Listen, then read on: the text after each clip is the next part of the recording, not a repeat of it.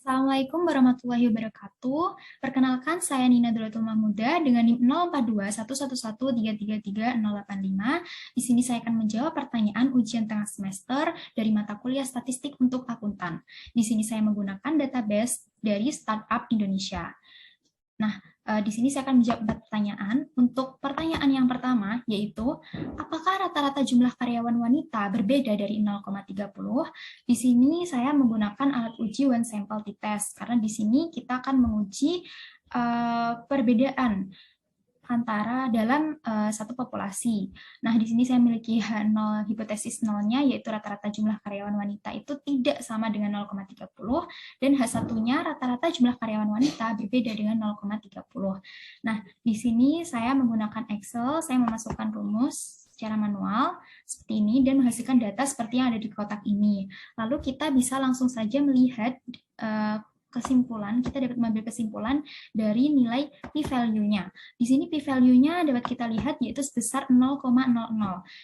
Jika p-value ini kurang dari alfa, kita sudah menentukan ya alfa yang akan kita gunakan adalah 0,05. Jika p-value ini kurang dari nilai alfa, berarti di sini terdapat perbedaan yang signifikan.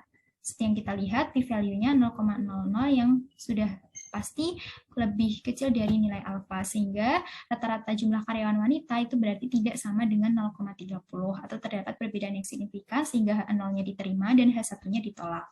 Kemudian pertanyaan kedua yaitu apakah rata-rata penjualan pada perusahaan yang dipimpin oleh CEO wanita itu sama dengan perusahaan yang dipimpin CEO pria? Di sini saya menggunakan two independent sample t-test. Nah, saya memiliki hipotesis 0 yaitu rata-rata penjualan pada perusahaan yang dipimpin CEO wanita sama dengan perusahaan yang dipimpin CEO pria. Kemudian H1-nya rata-rata penjualan pada perusahaan yang dipimpin CEO wanita berbeda dengan perusahaan yang dipimpin CEO pria. Nah, di sini saya menggunakan tools yang ada di Microsoft Excel, yaitu dengan masuk ke bagian data, kemudian klik data analysis, kemudian klik t-test to sample assuming equal variance, kemudian klik OK, dan nanti akan muncul data-data seperti berikut ini yang ada di dua kolom ini. Kita dapat mengambil kesimpulan dengan melihat p-value. P-value-nya di sini kita lihat sebesar 0,048, yang berarti ini kurang dari 0,05 atau kurang dari nilai alfa, yang berarti terdapat perbedaan yang signifikan, sehingga rata-rata penjualan pada perusahaan yang dipimpin CEO wanita itu berbeda dengan perusahaan yang dipimpin CEO pria, atau dapat diartikan bahwa H0-nya ditolak dan H1-nya diterima. Kemudian pertanyaan yang ketiga, apakah terdapat hubungan antara kategori industri dengan gender dari CEO?